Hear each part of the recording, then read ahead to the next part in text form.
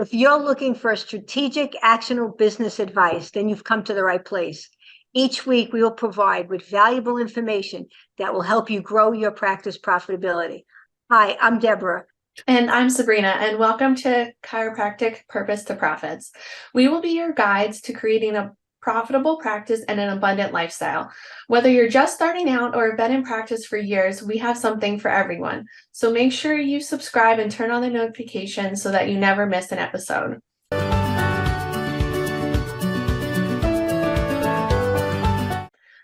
So on today's episode, we're going to talk about why we called this series Purpose to Profits.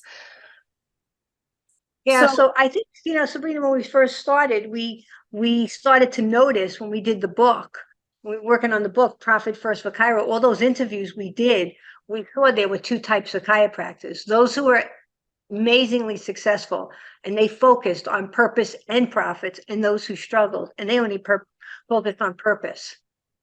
Yeah, it was definitely a divide right down the middle, and you could see a lot in the doctors that we spoke with, the ones who really understood their numbers and their business and understood that that's what supports them in providing their purpose to their community, really ended up being much more confident in their everyday practice and everything that they did. And it made a huge difference in how their practices thrived and grew. And I know we see it too a lot with the doctors that we work on one-on-one, that the more that they work with us and the more that they get into their numbers and understand the profit and the business side of things, the more successful and happy they are with their practice overall. Yeah, that's really true. But I guess if people are listening, they might be saying, well, what can I do? I'm stuck in just constantly wanting to heal, and that's important to me. But what we're saying here is we've seen people who are amazing healers, and yet they still are profitable. So they benefit both themselves and their community, which is really what owning a business is about. What can they do, Sabrina? What kind of advice can we give them from our experience in doing all this and years of doing financial reviews for people that we can do to maybe get them to make that first step if they're sitting there and they are only on purpose, or maybe they are looking at both, but they think they could be more profitable. What can they do for themselves as a takeaway from today? Yeah, I think everything starts at the beginning with a mindset.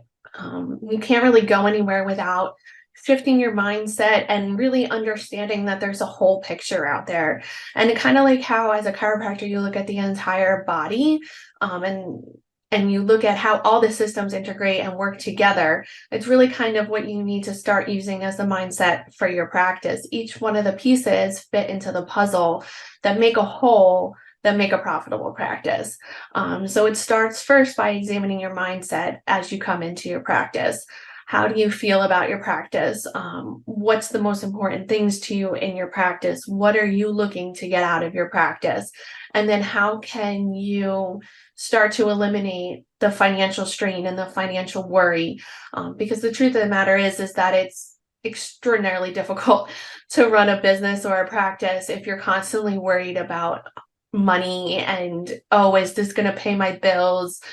Because then instead of providing great service, you're worrying about money, and you're focused on that instead of your service to your patients. And your patients notice because you're distracted and not listening and not focused on them. And the reality is that you started your practice to be a healer, but you do have to pay attention to that business side, because the only way you can continue to do that is by having a profitable practice.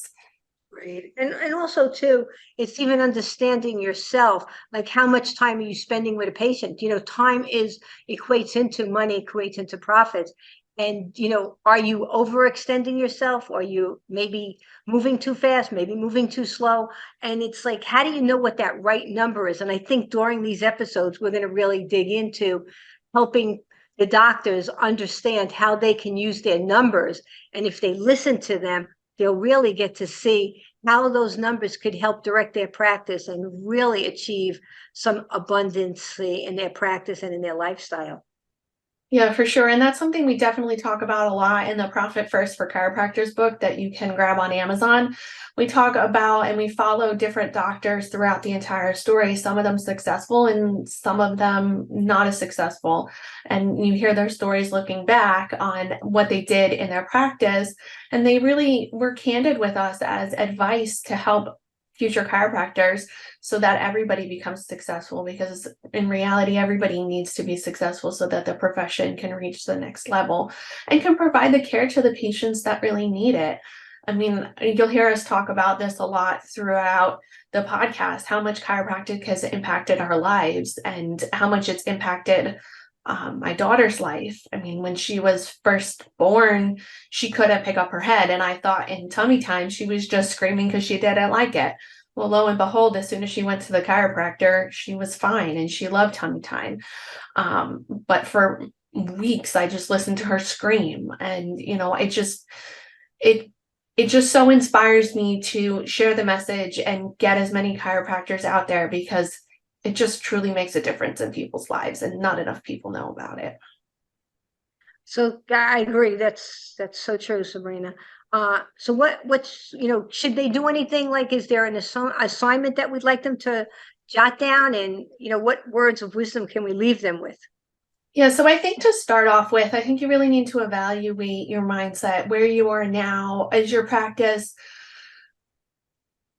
focused only on your purpose? Are you integrating numbers into it? What can you do that can shift yourself into that more of abundant mindset, so that instead of focusing on how little you have, how can you make it be that you have more and that there's enough out there for you to grow and you have opportunities? And what things can you do to prioritize yourself and your future rather than being always put at the end? So I think that's one of the biggest lessons that you learn throughout the book, is that you are important, you matter, your needs matter, and that by doing that, you actually rise to a higher level and provide a better service to both your patients and your community. And in one of the last chapters, there's actually a line in the book, and it says that profitability is what opens the doors to opportunity. And we truly believe that. By having a profitable practice, you're giving yourself more opportunities to serve more patients, more people in your community, and be of better service to those patients you see. Perfect. Well, this was fun. We enjoy talking to you. Hopefully you'll get great benefit from these podcasts. As Sabrina said, chiropractic has helped us. We want to help the profession. Anything we can do, we're here for you. We will be opening up possibilities for people to submit some questions they have in the future. We will also be doing some interviews with some incredible people. So hopefully you'll share this subscription with other people, so more chiropractors will join our podcast, and our profession will become the most profitable profession, and we can serve more and more people.